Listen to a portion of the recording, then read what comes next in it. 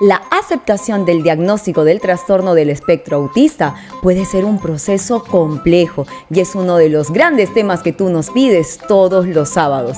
Por el Día Mundial de la Concienciación del Autismo, abordaremos los sentimientos y las acciones de las familias en este largo y maravilloso camino del mundo azul con una invitada muy especial que nos ayudará a responder la siguiente pregunta. ¿Por qué es tan difícil para papá o mamá aceptar que su hijo es TEA? Ahora que ya conocen nuestro tema, ¡conversemos!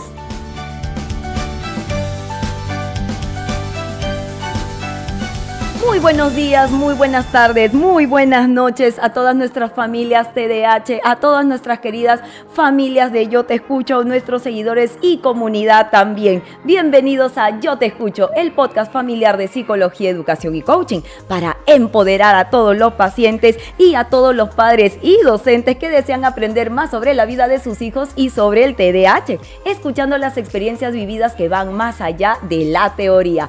Cada semana salimos con un episodio todos los sábados a las 5 de la tarde por Facebook y por YouTube y contaremos con nuestros invitados consagrados que desde su experiencia compartirán secretos y consejos para todos ustedes. Todo esto y mucho más en Yo Te Escucho, tu neuropodcast hecho con cerebro. Y si estás por aquí por primera vez, te saluda Carla Bocanegra, neuroeducadora, tu coach TDAH con superpoderes, agradeciendo tu total fidelidad y sintonía cada sábado e invitándote a que nos escribas y compartas todos los temas que te gustaría resolver conmigo y con mis invitados, tanto por aquí, por Facebook, como por YouTube, como por Instagram y como por TikTok. Y el día de hoy, papá, mamá, estamos teniendo un tema muy interesante, como nos decía nuestra invitada especial, un tema también bastante álgido, no solamente porque el diagnóstico ha aumentado en su población, sino porque también es un tema que involucra mucho las emociones de mamá, las emociones de papá, los miedos, la incertidumbre, el cómo podemos abordar esta situación desde casa, cómo puedo hacer para ayudar a mi hijo o mi hija cuando se presenta un diagnóstico.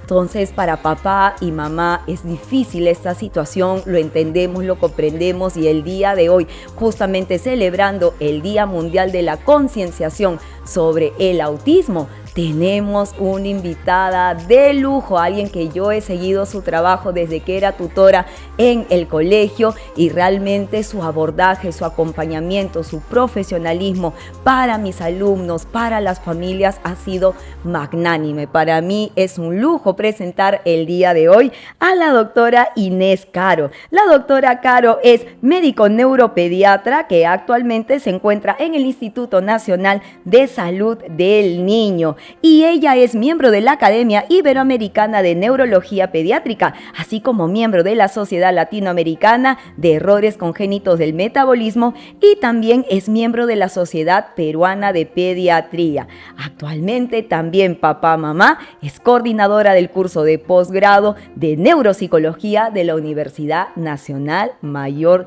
de San Marcos. Doctora Inés Caro, muy buenos días, buenas tardes, buenas noches. Gracias por estar con nosotros el día de hoy.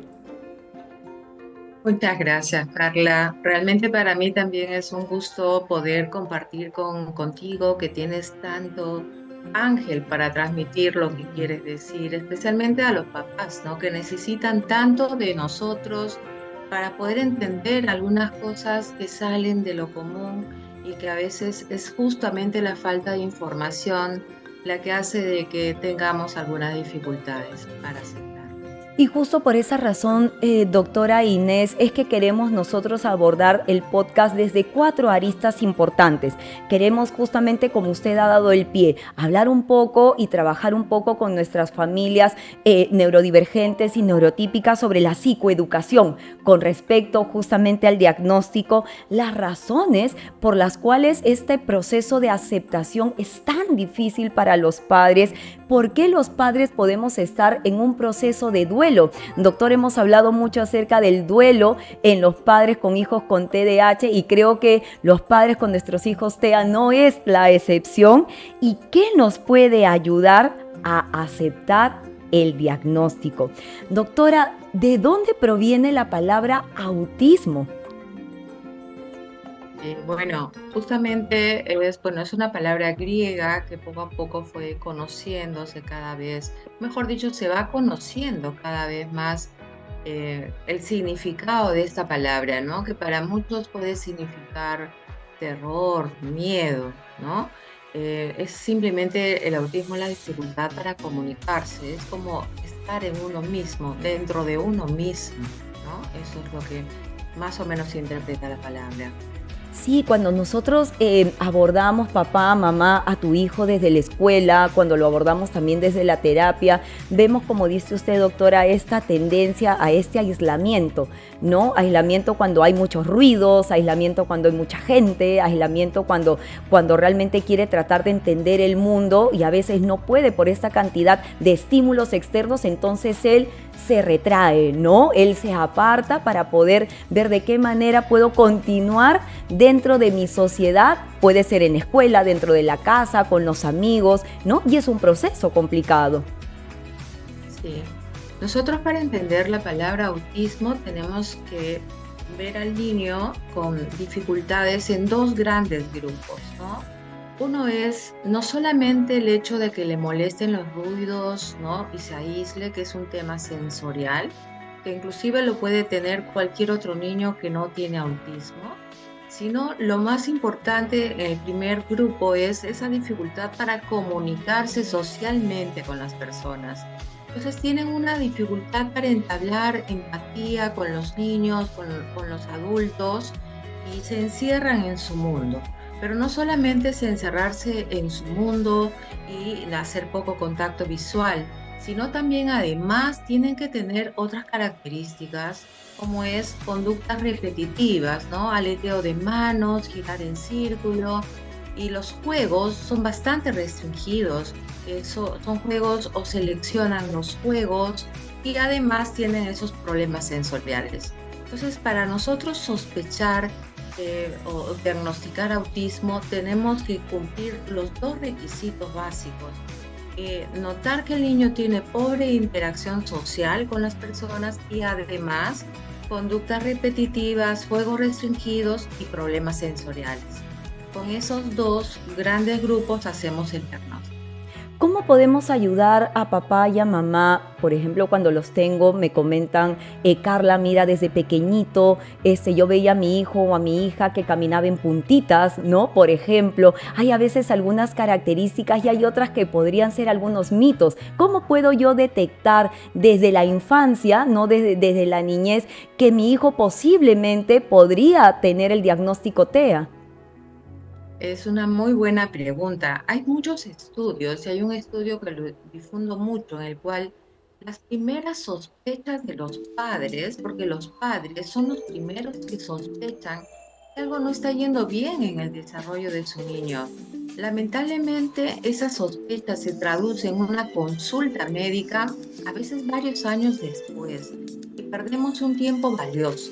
Pero eso sí quiero felicitar actualmente los papás están acudiendo bastante temprano. Antes era a los 4 años y ahora están acudiendo a los 2 años, debido a que esto está más sensibilizado en detectar esos primeros síntomas que nos pueden alertar. Igualmente los profesores están derivando ya desde las guarderías porque también se están capacitando y enterándose del problema. Una de las primeras cosas que nosotros vemos en los niños pequeños, por ejemplo, en los recién nacidos. Los recién nacidos usualmente son muy tranquilitos, son aquellos niños que nunca lloran, que no piden la leche y decimos, qué lindo, qué bueno es mi hijito, no me molesta. Ojo con eso, hay que tener mucho cuidado. Los niños desde que nacen nos hacen contacto visual, sentimos que nos mira, sentimos su mirada. Entonces, si tenemos un recién nacido que mira como al espacio o mira más a las cosas que las personas, tenemos que estar muy alertas. Y a medida que va creciendo, vamos notando de que el niño, cuando le decimos abrazo, él tiene que estirar también los bracitos para abrazarnos. Se llama anticipación. Pues no nos abraza, ¿no? No nos abraza, no hace gestos de dar besitos. Eh, los papás acuden a la consulta porque el niño no habla. Ese es el principal motivo de consulta. mi niño no habla. Y eso es a los 2 años, 3 años. Hemos perdido mucho tiempo ahí. Y realmente no es que no hable, es que tampoco tiene lenguaje gestual. El niño, así no hable nada, tiene lenguaje gestual. Nos hace hola, nos hace chao desde los 8 meses. Hola, chao, besito. A partir del año 2, 3 meses, ¿dónde está tu cabeza, tu nariz? Va reconociéndose él mismo. Pero estos niñitos son muy como que no hacen esa comunicación gestual, lo cual debe llamar la atención, porque si el niño no hable, sí debe comunicarse de otras formas. Por ejemplo, estos niños no señalan, te llevan cuando quieren algo, ¿no? Igualmente, en niños pequeños estamos hablando, ya se puede ver algunos aleteos, se puede ver mucha irritabilidad o demasiada pasividad, cosas que o a veces no voltean a su nombre. Los niños a los 8 meses ya voltean a su nombre, reconocen su nombre. Estos niños lamentablemente no lo hacen y la mamá cree que es muy pequeño o a veces cree que podría estar sordo, etc. Son cosas que desde pequeñito debemos ir sospechando.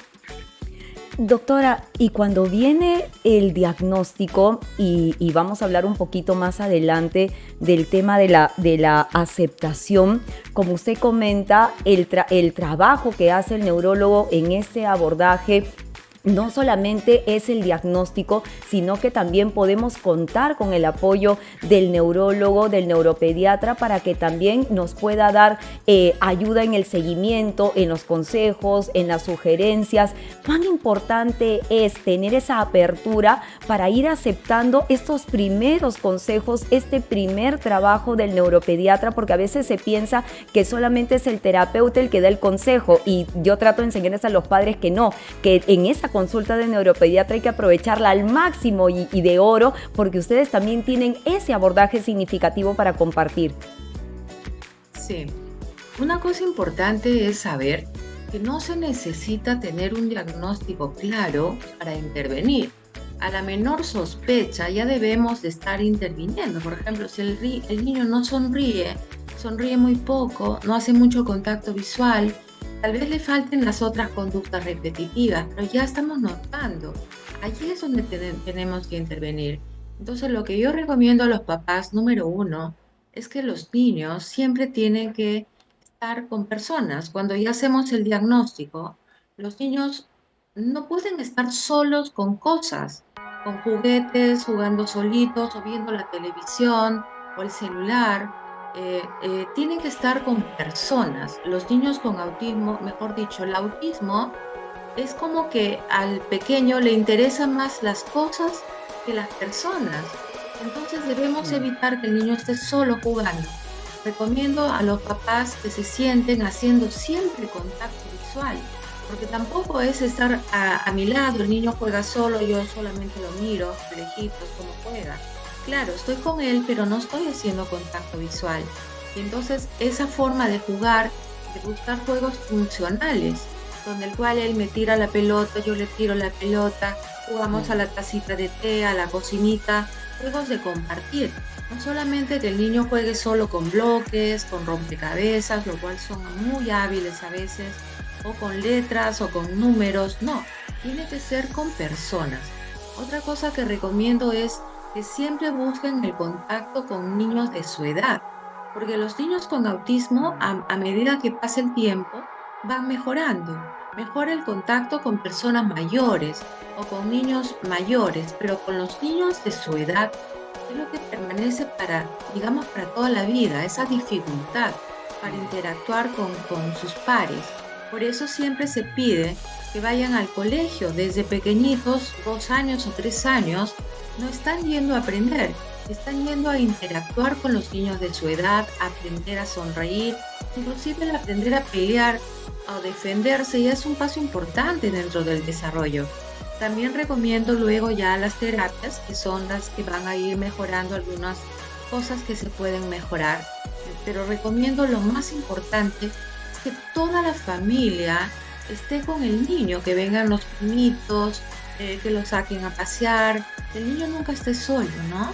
Así el papá trabaje, tiene que darse un tiempo. porque tenemos un periodo nomás donde el niño va a mejorar esa capacidad de responder, que es hasta los 5 años. Se llama la plasticidad neuronal. Luego, después, la intervención es muy lenta, porque ya las conexiones están formadas y sabemos que lo que ocurre en el autismo son algunas conexiones aberrantes y hay que ir ayudándolas a corregir. Y eso está dentro de los primeros 5 años de vida. Doctora, y justamente esa es lo que acaba de mencionar también es una de las grandes preguntas que a veces los papás se hacen y no consiguen una respuesta clara o algo que los ayude a entender, que es ¿por qué la preferencia de mi niño TEA frente a personas de más edad que los compañeros de su edad? ¿Es debido a la inflexibilidad cognitiva? Sí, los niños tienen una diferente forma de, primero, entender que ninguno de nosotros somos iguales. Y eso es un término que ya tiene que quedar claro. Ni yo soy igual a usted, ni tenemos los mismos intereses. Igual pasa con los niños con autismo. No son iguales a nosotros. ¿Por qué vamos a querer que sean iguales a nosotros? Ellos se comunican de una forma, sienten de una forma. Por lo tanto, eso es lo primero que tenemos que entender. ¿Por qué se comunican más con los adultos? Porque los adultos probablemente muestran mucho más esa capacidad de interactuar con un niño más pequeño, y él se va identificando con las personas que más lo ayudan a socializar. Un niño de su edad, a veces a los 2 años, 3 años, a veces juegan por su lado, pero a pesar de que todavía no hay esa integración, los niños siempre hacen contacto visual con el otro niño. Entonces, ¿qué pasa? Que en el colegito a veces decimos, es que todavía no le toca socializar. No es cierto, el niño desde que nace es socialmente, nace para ser social. O que la pandemia estuvo mucho tiempo encerrado. Así estemos mucho tiempo encerrados, somos netamente, naturalmente sociables. Apenas vemos un ser humano, le sonreímos, saludamos, nos aceptamos. No es que porque la pandemia ha hecho que nuestro niño retroceda, es porque probablemente tiene esa dificultad para interactuar socialmente. A veces también los papás nos dicen que porque lo dejó ver mucha televisión, por eso es que su niño no interactúa. Aquí es realmente lo contrario. Lo que pasa es que el niño veía mucha televisión porque tenía poco interés en las personas y porque a ellos le atraen más las cosas. Un niño normalmente ve 15 minutos de televisión y se baja y empieza a jugar con otras cosas. Pero ellos se quedan pegados al televisor porque justamente ellos hacen contacto con las cosas. Y eso es también es una creencia que hay que ir quitando dentro de la concepción de los padres. Le agradezco, doctora, porque realmente esta es una de las grandes preguntas de oro que es bastante compleja de responder y que los padres también no encuentran dentro de, como usted dice, cada ser humano es un mundo y los padres no encuentran esa lógica, ¿no?, para poder comprender y tratar de ponerse en los zapatos de su hijo o de su hija, y eso también es un costo para ellos de comunicación familiar muy grande, ¿no? Es un desgaste muy grande. Y vamos entonces, doctora, justamente a abordar nuestro tema de las razones por las cuales este proceso de aceptación no es tan fácil para un papá. Estuve tratando de leer también algunos artículos, estuve tratando de escuchar también algunos neuropediatras que hablaban de dos términos muy interesantes, de la aceptación, de la no aceptación y del rechazo, ¿no? El no aceptar el diagnóstico implica rechazar el diagnóstico. Sí. Antes de hablar un tanto de lo negativo, yo quiero felicitar actualmente a los papás que van a la consulta y que le decimos que su niño tiene un grado de autismo y que están ya tan informados que simplemente, sí, doctora, ya me he dado cuenta, y ponen todas las ganas para empezar el trabajo. Quiero felicitar a esos padres que se informan y porque todo depende de la información que tienen los padres. De todas maneras, cuando nace un niño, nace nuestro hijo, siempre tenemos la ilusión de que este niño sea totalmente perfecto. Cuando nosotros o nos dicen que tiene TDAH o tiene autismo, es un shock realmente emocional que pasa en los padres. Ante cualquier enfermedad, en realidad, ante cualquier problema, nosotros como seres humanos tenemos tres cosas, tres formas de responder. Uno es la negación, o sea, no puede ser, no lo creo, voy a ir a otro especialista, no puede ser, ¿por qué a mí? ¿Por qué yo? ¿No? Esa es la pregunta, la primera fase natural que tenemos como ser humano de negar. Luego viene una segunda fase de culpabilizar. Esa fase también hay que tener cuidado. Empezamos a pensar que hice mal, debe ser porque tomé esto, porque no hice esto, y eso también afecta mucho emocionalmente a las familias, a las parejas. Empiezan a echarse la culpa, tú tienes la culpa, y a veces hay aumento de divorcios en estas parejas que tienen niños con necesidades especiales. Y lo último que viene es la aceptación y la valentía de enfrentar y de salir adelante con los niños. Pero hay que entender que esos son fases del ser humano frente a cualquier eventualidad. Y doctora, y complementando también un poco la información, qué interesante también ver, como usted comenta, tanto en diagnóstico TEA, diagnóstico TDAH, una gran preocupación de los padres porque su hijo sea etiquetado, ¿no? Porque el abordaje en el colegio vaya con la etiqueta TEA, la etiqueta TDAH. Todavía se ve dentro de sus consultas esta preocupación del estigma de la etiqueta. Así es. Lamentablemente, y también quiero felicitar a los colegios que ya van entendiendo el problema, cada vez son más.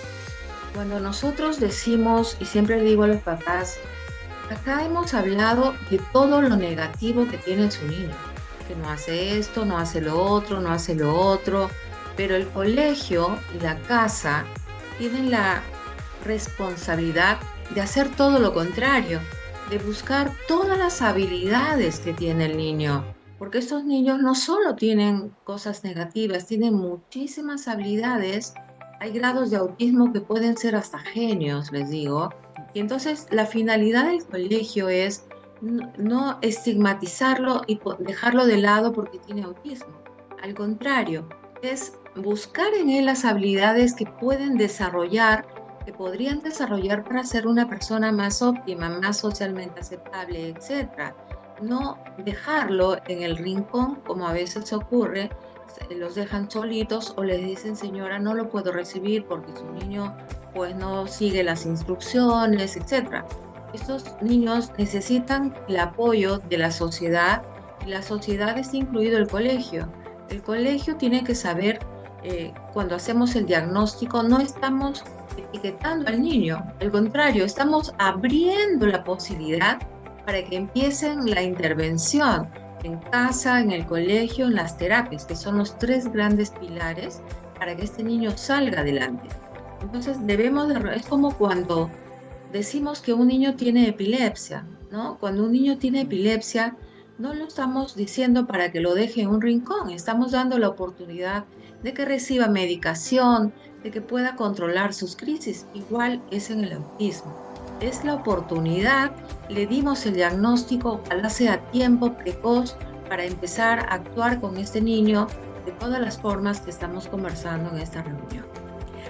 Hace algunos años, doctora, me tocaba conversar con algunos padres de hijos TEAs adolescentes y la gran preocupación que tenían papás y mamá era: Carla, ¿mi hijo pasará un examen de admisión?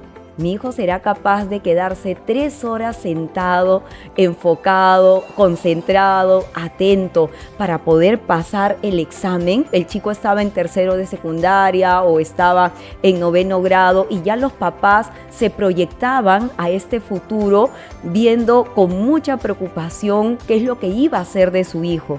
El miedo también a esta incertidumbre de cómo será mi niño cuando sea adolescente, cuando quiere ir a la universidad, o sea, esos retos que tenga que enfrentar, también puede ser parte de la no aceptación del diagnóstico.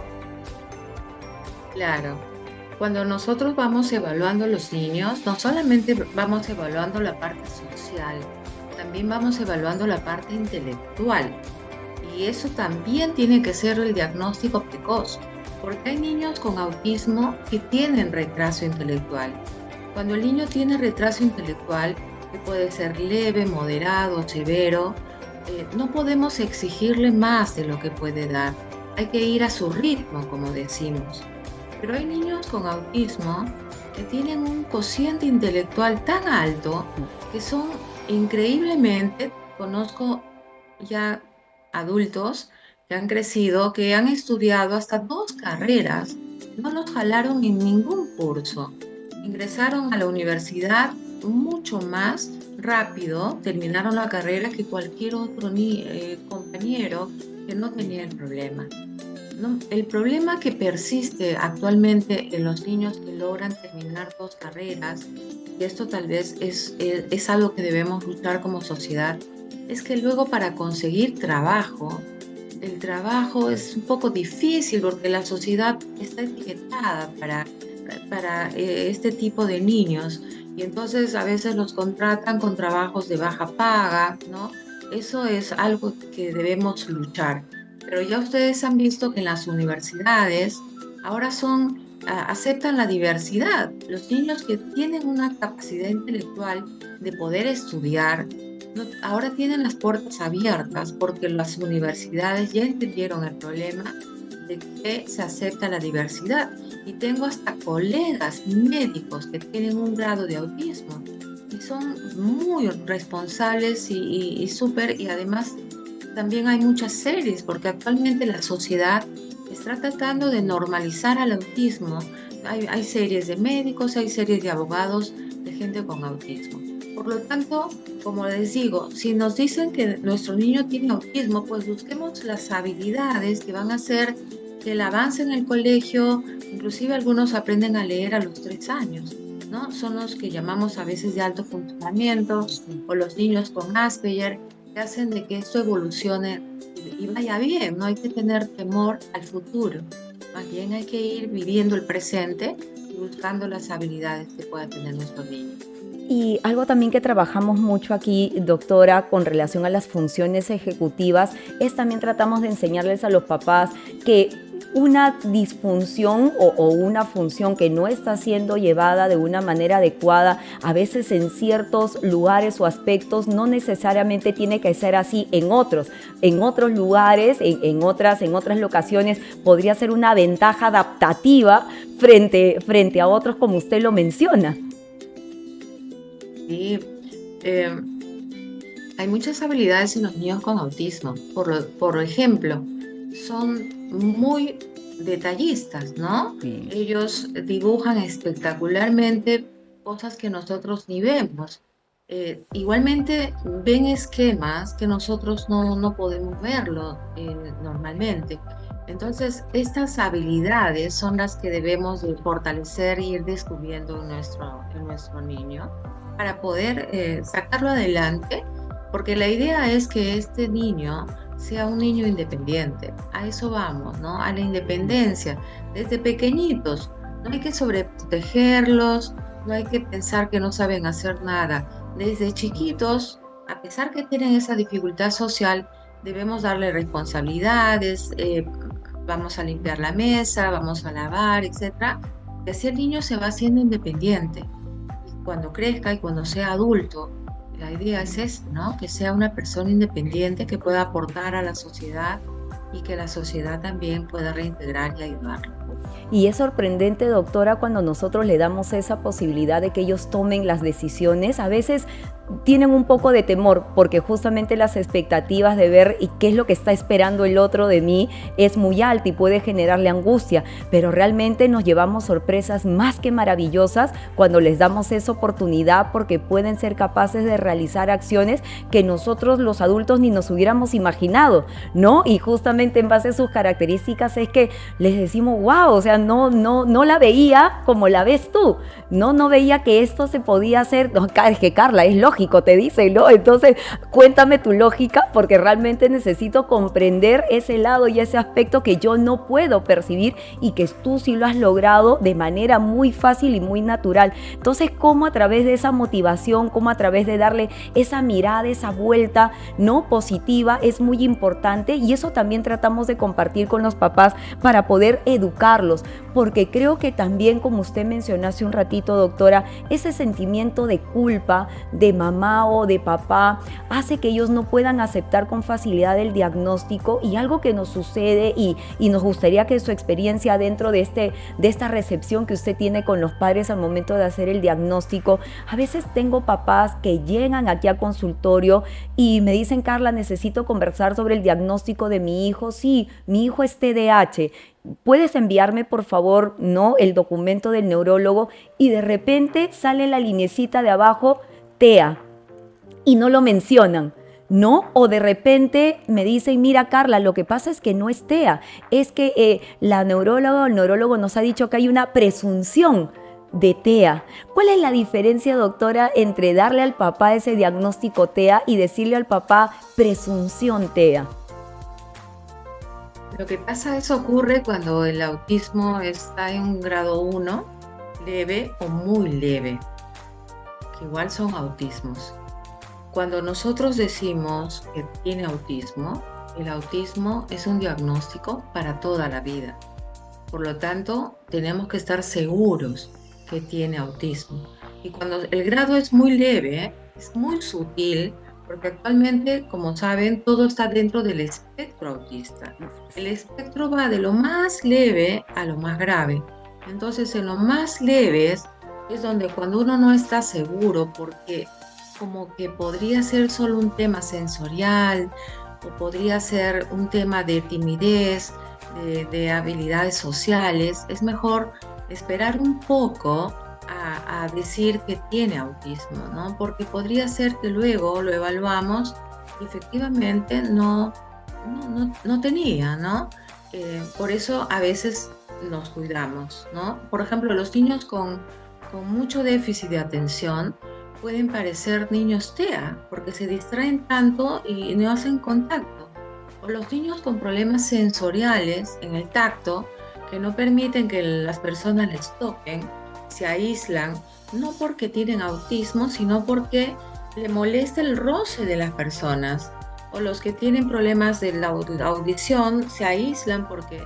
Entonces hay mucho diagnóstico diferencial frente al autismo y por eso tenemos que ir con cuidado, especialmente en los que tienen muy leve. Yo cuando no estoy segura pongo una sospecha, pero los niños que tienen los dos criterios que he mencionado, no podemos dudar.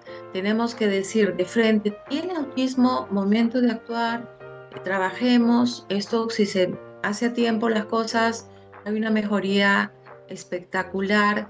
Que cuando diagnosticamos al niño, porque muchas veces diagnosticamos a los 10 años, a los 8 años, cuando el niño está solito en el recreo, sin amigos, ya muchos le han hecho bullying, ya le bajaron la autoestima. Este es un diagnóstico muy tardío y se va y con probables complicaciones luego de ansiedad, de depresión en la adolescencia.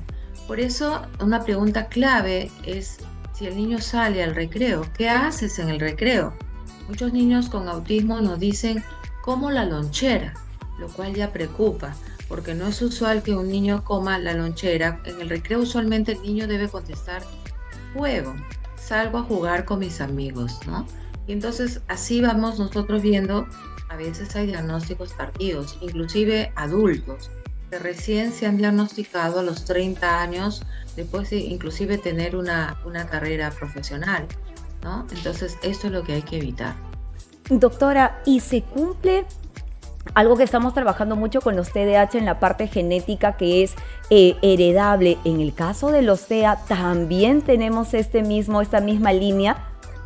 También, cuando tenemos un niño con autismo de 5 años y la mamá nos dice que acaba de dar a luz otro niño: señora, por favor, me trae a su niño para verlo, no importa si en la consulta, por lo menos para verlo, porque hay un pequeño riesgo de que el hermano también tenga autismo, ¿no?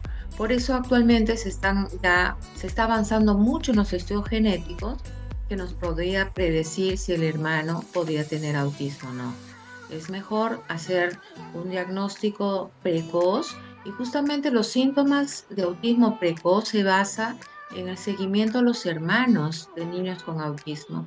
Y ahí es donde uno puede detectar tal vez más rápido que este niño tiene riesgo o tiene características de autismo y vamos a trabajar a tiempo con el hermanito que ha nacido. Doctora, perdóneme, doctora. Doctor, ¿y cuáles serían las comorbilidades más comunes que puede tener un niño o un adolescente diagnosticado con TEA? Número uno, y el que más nos altera las actividades de la vida diaria, la tranquilidad familiar, son los problemas de conducta. Porque los niños, al tener ese tema sensorial o al tener una conducta muy inflexible, que no aceptan cambios, no aceptan rutinas, les molestan los ruidos, hacen unas rabietas tal que es imposible salir con ellos a la calle, al restaurante. Entonces, eso es una complicación del autismo. No todos los niños tienen esto. Y esto es porque no se está manejando bien el tema sensorial, muy probablemente.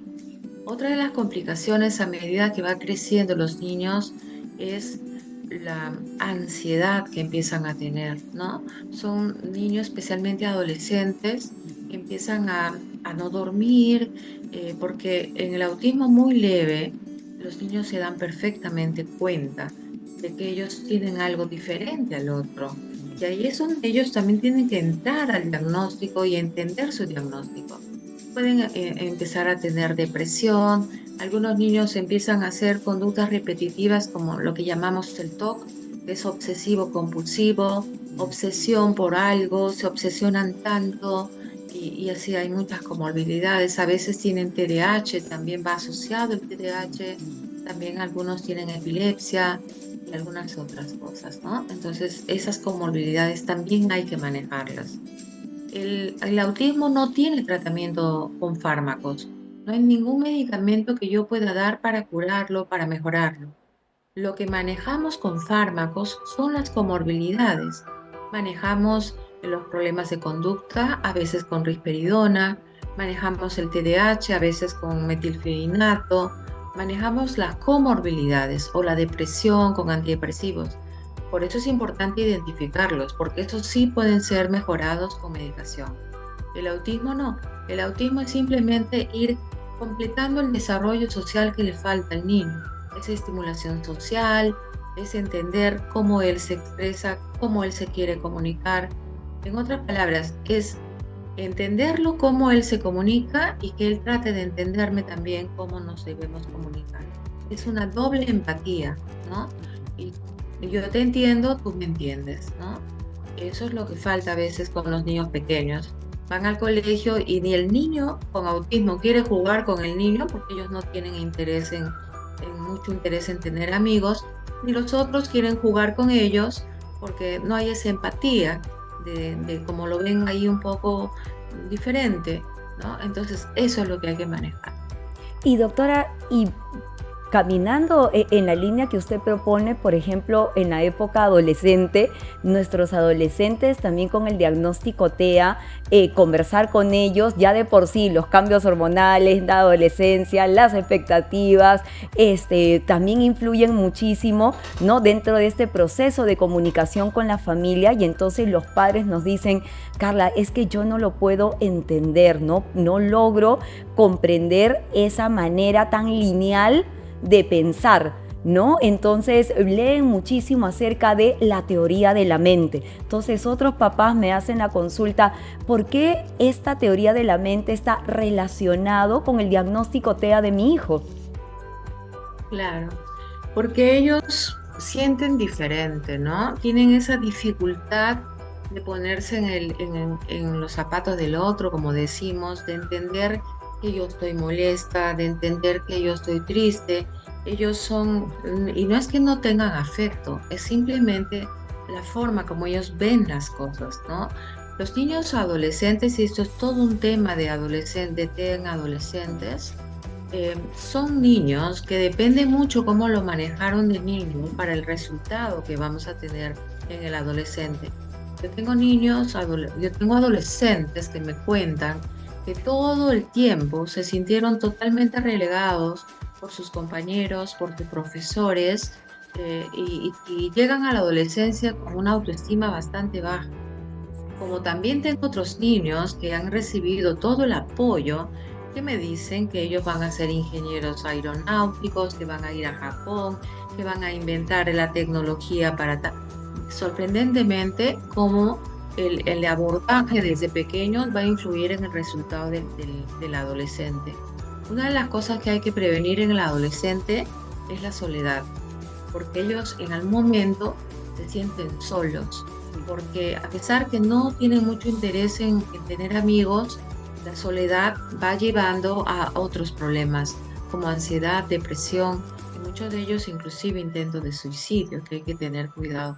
Esa soledad del adolescente siempre tiene que estar acompañada en casa por la familia y en el colegio por lo que llamamos el profesor invisible. En el colegio el adolescente ya no va con mamá sombra.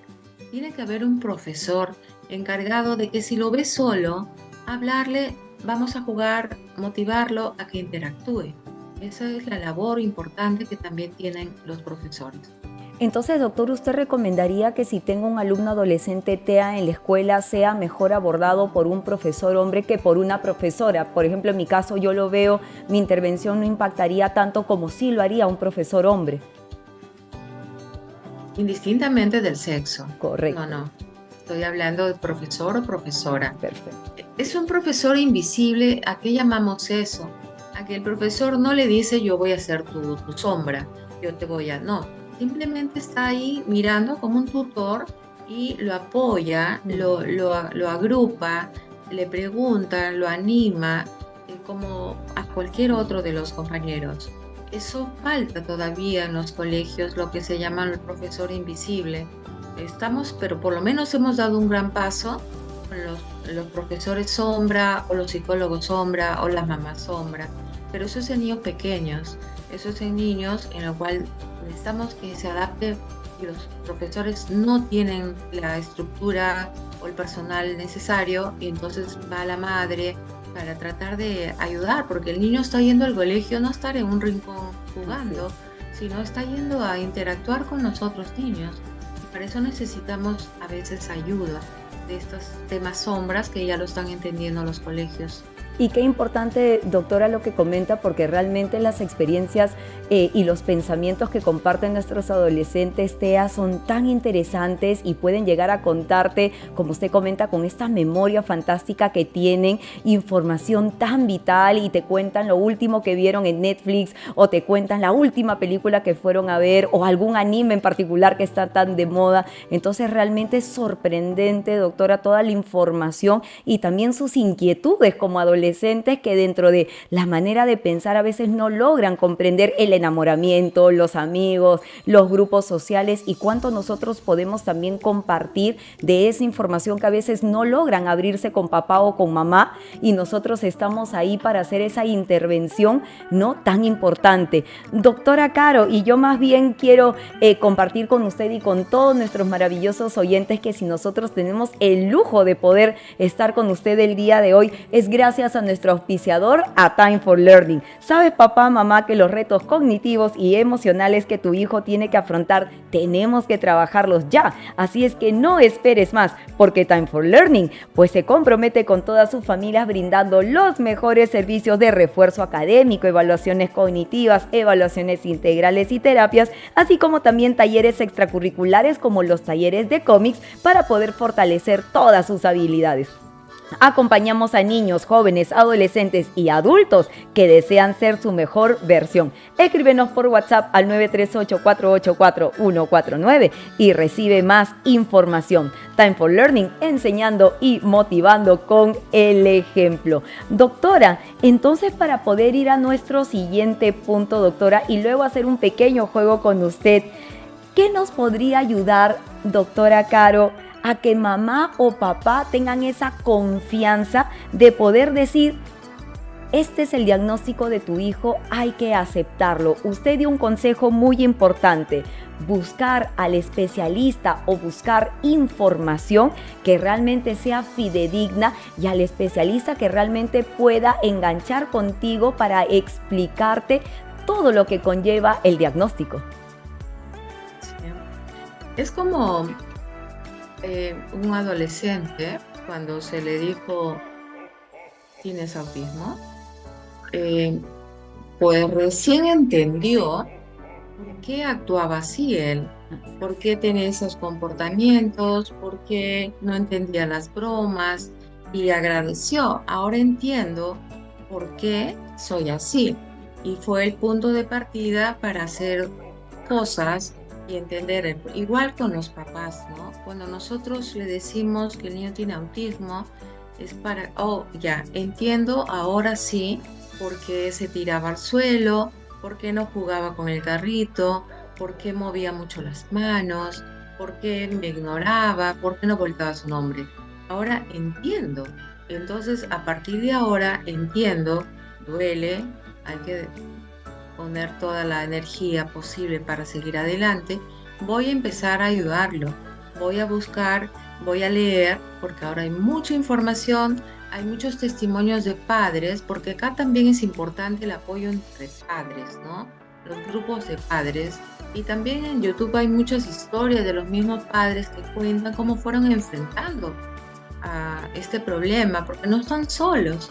Es tan frecuente este problema ahora que hay bastante información y debemos de estar siempre buscando lo positivo para poder ayudar a los chicos, ¿no? Yo considero que los papás necesitan informarse, acompañarse entre los mismos padres, ya sea en grupos o ya sea a través de escuchar testimonio de otros padres, para darse ánimos y aprender, porque nadie, ni nosotros sabemos cómo enfrentar los niños difíciles. Por lo tanto, debemos siempre de buscar el aprendizaje en las historias o en la ciencia que está a disposición ahora de todos, ¿no? Con el internet y todo lo que hay ahora. Algo que también me comentan mucho los papás cuando reciben el diagnóstico del TDAH y vienen para las terapias o a conversar conmigo, me dicen: Carla, ¿sabes qué bonito ha sido para mí reunirme con este neurólogo, con esta neuróloga, con el neuropediatra, que me ha brindado la información de manera tan clara, de una manera tan respetuosa, de una manera tan detallada, que he logrado calmar, respirar y decir: sí, esto es lo que tengo que hacer? Los papás comentan que parte del proceso de aceptar también el diagnóstico es cuando esta información es brindada con ese cuidado. ¿Es igual para el TEA? Igual, igual, es difícil dar el diagnóstico. Algunos papás no lo creen. Y esos papás ocurre que tú le dices tiene autismo, no regresan a la consulta hasta después de 3 años. Y durante esos 3 años no hizo ninguna terapia. Y realmente es una pena que se perdió 3 años valiosos y que luego llega el niño donde confirmamos el diagnóstico nuevamente y recién empezamos, ¿no? Entonces yo creo de que el autismo, igual que la epilepsia, muchas enfermedades están saliendo de las sombras. Ya no tenemos que guardar al niño con autismo dentro de la casa, ¿no? Al contrario, cada vez se conoce más de la neurodiversidad, se llama ahora. Ninguno es igual al otro, ¿no? Eso es un tema y hay que normalizar esto, verlo como normal.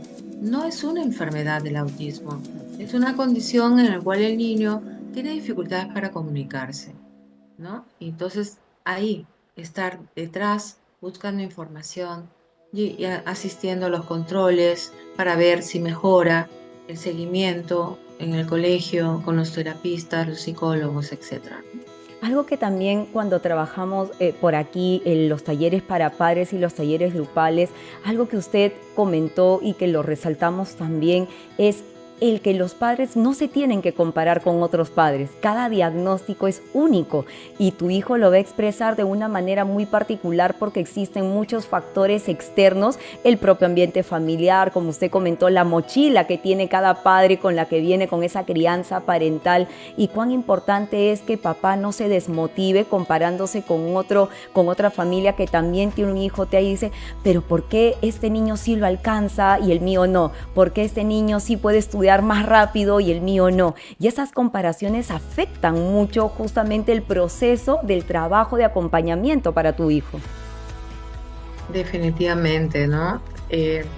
Ningún niño es igual al otro y ninguna persona es igual a otra. Cada uno tiene su velocidad de crecimiento, tanto en peso, en talla, como también su velocidad de desarrollo, ¿no? Algunos caminan al año, otros al año 2 meses, algunos hablan más rápido. Jamás hay que compararse, como lo has dicho muy bien, y mucho menos entre hermanos, ¿no? A veces Sí. también tenemos la tendencia de comparar entre hermanos, que él lo hace mejor y tú no lo haces. No, somos personas individuales y cada quien tenemos diferentes habilidades, diferentes retos, diferentes sueños, y en realidad debemos respetar esa individualidad. Así No es, doctora. compararse, como tú misma lo has dicho, nos puede quitar un poco la esperanza o el entusiasmo si nos comparamos con otras personas. Así el niño no tenga autismo, jamás debemos comparar a nuestros hijos.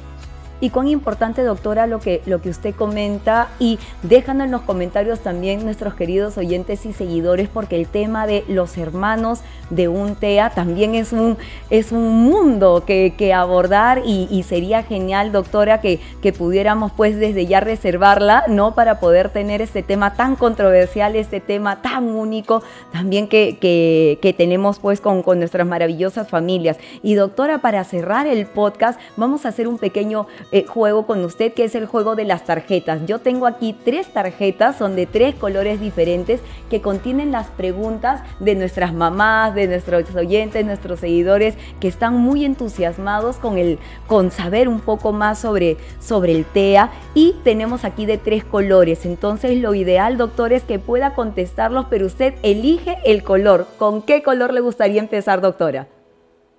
A ver, con el rojo. Bien, vamos a empezar entonces con el rojo. Vamos a ver para todas nuestras oyentes que nos han enviado justamente las preguntas. Y tengo 2 preguntas aquí, doctora. La primera es, ¿qué hay de cierto sobre el protocolo Nemetschek para favorecer el diagnóstico TEA?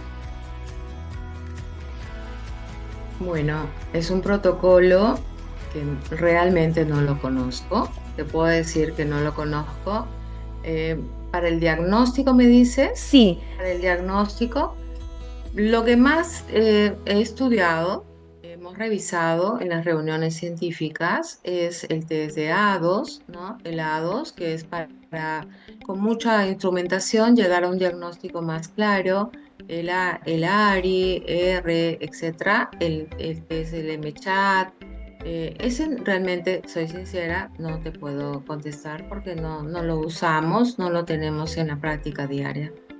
Y doctora, nos preguntan, ¿el autismo se puede mejorar con la nutrición? Por ejemplo, para los TDAH a veces es un mito, a veces no, el tema de consumir menos azúcar, ¿no? Trata de tener una alimentación mediterránea, ¿no? En el caso del autismo, ¿hay alguna relación entre la nutrición y el TEA? Una buena pregunta, porque ahora está muy, muy de moda lo que hablamos de la alimentación natural, debido a que se conoce cada vez más el eje que se llama intestino-cerebro, ¿no? En el cual pues nosotros debemos de tener una flora intestinal óptima. Esto usualmente se recomienda en la madre. La madre tiene que tener una nutrición óptima para evitar aquellos lactobacilos que podrían dar una flora normal.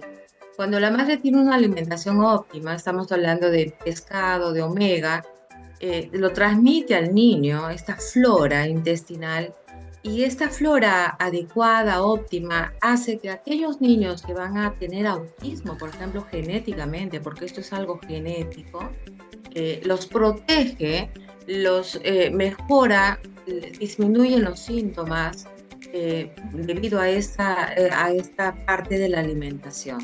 Cuando el niño, si ya vamos a hablar de alimentación, estamos utilizando ahora mucho lo que es el omega 3, el DHA, pero en realidad yo les digo de que el tratamiento para el autismo es la estimulación social, ¿no? La estimulación social, las terapias. El omega va a ayudar al desarrollo como cualquier otro niño, pero el tratamiento para estos niños pequeños es las terapias y la estimulación multisensorial, etcétera. Sí debemos de tener una alimentación basada en omega, significa pescado, frutos secos, Ujú. huevo, carne, balancear bien la alimentación, porque sí juega un rol importante la nutrición. Por ejemplo, la anemia en los lactantes se ha visto que altera inclusive la estructura cerebral y produce problemas de memoria, problemas de conducta a futuro. Esto es en cualquier niño sin necesidad de tener autismo, ¿no? Entonces, yo sí propongo una alimentación saludable basada en omega, pero en omega de alimento, ¿no? Yo voy al alimento, al pescado, a estas comidas sanas, ¿no? Lamentablemente algunos niños con autismo tienen el tema sensorial en la boca, que rechazan algunos alimentos y la mamá le da solo pollo frito, papa frita. Ahí sí podemos caer un poquito en una nutrición inadecuada o comen demasiado dulce. Ellos seleccionan sus alimentos, ¿no? Así es, doctora, y si los vemos en el colegio también. Y si damos fe de la información que nos comparte. Doctora, tenemos 2 sobres más, el verde y el plateado. El plateado. Bien, nos vamos al plateado, doctora, y nos dan 2 preguntas para el plateado. La primera, tengo una pequeña de 5 años diagnosticada TEA. ¿Llegará a ser independiente? Muy buena pregunta. Todo depende del grado, ¿no? Del grado. Lamentablemente, el grado 2-3, justamente por eso son grados 2-3, eh, a veces no consiguen la independencia, inclusive hasta adultos. El grado 3 justamente son niños totalmente dependientes de otra persona y el grado 2 parcialmente dependiente. Lo bueno del grado 2 es que esto con la intervención mejora. Yo tengo niños que han tenido grado 2 totalmente absortos en sí mismos y que han mejorado, luego van a un autismo nivel 1, leve hasta muy leve. O sea, esto, si actuamos a tiempo, va en mejoría, ¿no? Entonces, la independencia en el autismo, se cree que un 80% de niños no logran ser totalmente independientes, ¿no? Pero a eso vamos y esto tiene que ir mejorando. Correcto. Y doctora, parece que lo de la alimentación ha gustado mucho porque la siguiente pregunta es, ¿existe algún alimento para mi hijo de 8 años que no debería comer porque impacta en el síntoma del trastorno? No hay ningún alimento que va a hacer daño a los niños. No hay ningún alimento. Ellos comen de todo, pueden comer dulces, no en exceso, porque sí, algunos niños, porque tienen esa selectividad, comen chocolates, pero bolsas enteras, no, evitar eso. La alimentación como lo que todos conocemos, ¿no? Inclusive pueden comer grasas, ¿no? Normal, porque de ahí viene la energía de los niños. Los niños, a diferencia de los adultos, necesitan dulce, necesitan grasa, necesitan carbohidratos porque están en energía constante. Pero sí debemos balancear esto en las proporciones adecuadas, orientadas por su nutricionista o por su pediatra, para que esto sea balanceado y no caigamos en el exceso de demasiado dulce o seleccionar mucho los alimentos y luego faltan algunas vitaminas que pueden producir deficiencias, ¿no? Pues sí, totalmente de acuerdo, doctora. Y nos vamos con el sobre verde para las 2 últimas preguntas. Y ya contestó la primera pregunta si el TEA era genético. Pero nuestra segunda pregunta es bien interesante porque una mamá nos comenta, ¿qué pude haber hecho yo durante mi embarazo para que esto suceda?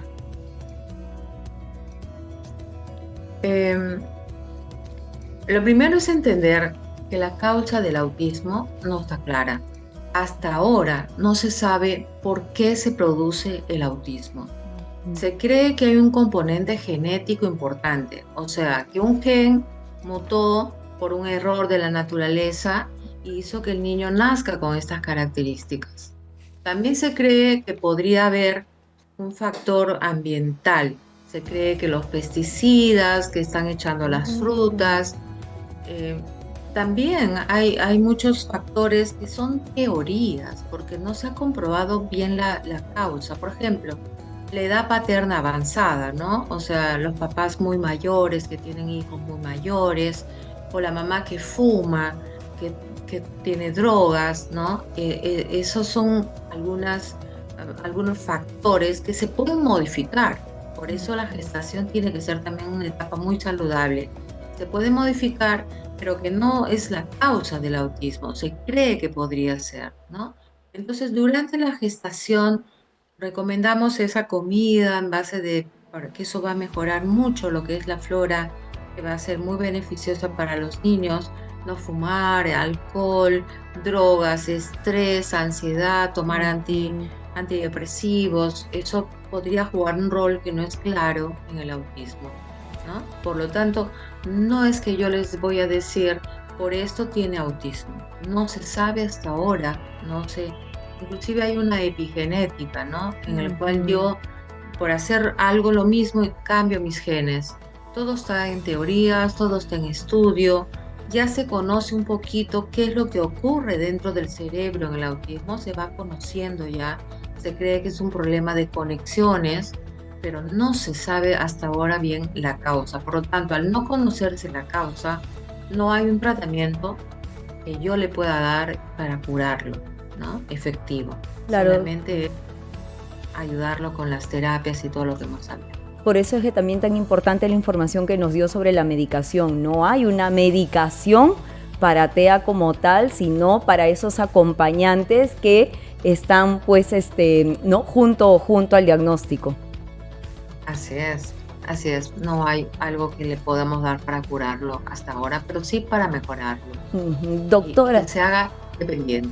Doctora, y entonces si nosotros queremos que nuestro hijo con este diagnóstico sea independiente y queremos que la doctora Inés Caro nos acompañe en el proceso y que sea parte de nuestra familia, ¿dónde la podemos ubicar, doctora?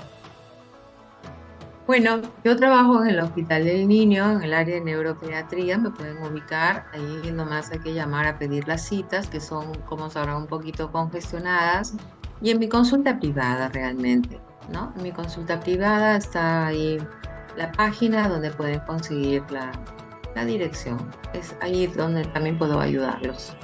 Perfecto, doctora. Doctora Inés Caro, muchísimas gracias por haber estado aquí el día de hoy. Gracias por compartir con nosotros toda su sabiduría y sobre todo responder todas las dudas pues que nuestros padres han compartido a través de nuestras tarjetas de colores, y sé de que pueden haber muchas más. Entonces déjenos también en los comentarios en Facebook y en YouTube para nosotros también darle alcance a la doctora Inés Caro y nosotros también brindarles esta respuesta pues de la manera más pronta posible. Y si consideras que este podcast va a ayudar a otras personas con su contenido, compártelo. Y si nos estás escuchando por el audio player de Spotify, de Anchor, de Google o de Apple Podcast, pues danos tus estrellitas para motivarnos. Y si estás por YouTube, dale like y activa la campanita para estar rápidamente con nosotros todos los sábados. Doctor Inés Caro, muchísimas gracias por haber estado el día de hoy con nosotros.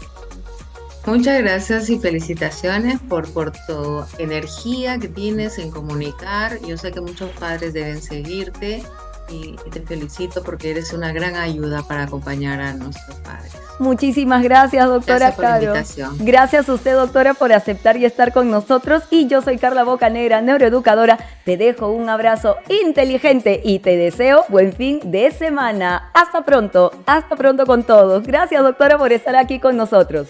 Gracias.